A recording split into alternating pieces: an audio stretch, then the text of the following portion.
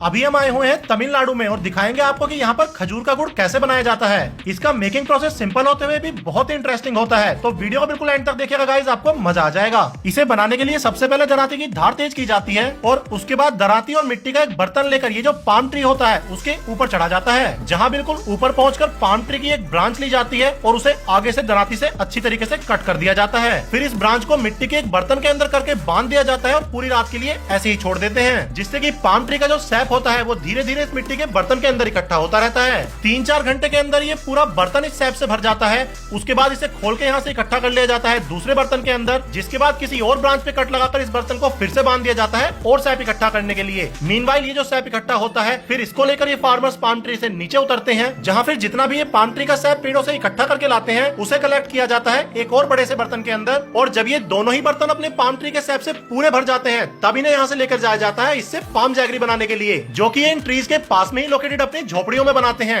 यहाँ पर हर झोपड़ी के अंदर एक भट्टी होती है जिसके ऊपर ये फ्लैट तली वाली अपनी चौड़े से भगोने जैसी ये कढ़ाई चढ़ा देते हैं और फिर ये जो पाम ट्री का सैप इकट्ठा करके लाया गया था इसको खाली किया जाता है इस कढ़ाई के अंदर। और यहाँ काम का क्लियर डिवीजन होता है, जहाँ पेड़ों के ऊपर चढ़ना और उनसे सैप इकट्ठा करना घर के आदमियों का काम होता है, वहीं सैप से फिर आगे गुड़ बनाने तक का सारा प्रोसेस घर की औरतें करती हैं। तो कढ़ाई में ये सैप डालने के बाद अब भट्टी में इसके नीचे आग जलाई जा रही है और ये पूरा प्रोसेस यहाँ पर सेल्फ सस्टेनेबल होता है, यानी कि पाम ट्री के सैप से पाम जैगरी बनाने में जो ईंधन इस्तेमाल किया जाता है वो भी पाम ट्री की पत्तियां होती हैं। लगभग 1 घंटे तक पाम ट्री की पत्तियों की तेज आंच में इस सैप को यहाँ पर पकाया जाता है, जिससे इसका कलर चेंज होकर येलोइश होने लगता है। इसके बाद भी लगभग 1 घंटे तक इसे और पकाया जाता है, जिसमें लगातार खोलता रहता है, उबलता रहता है और धीरे धीरे करके इसका कलर हो जाता है ब्राउन और ये काफी गाढ़ा भी हो जाता है। इसके बाद भी लगभग आधा घंटा इसे और पकाया जाएगा और अब इसे पाम की डंडी से ही लगातार हिलाया भी जाता रहेगा, जिससे कि इस कढ़ाई की तली पर ना लगे। लगभग 2.5 घंटे तक पकने के बाद जब ये बिल्कुल गाढ़ा और डार्क ब्राउन हो जाएगा तब इसे यहाँ से भट्टी से उतार लिया जाएगा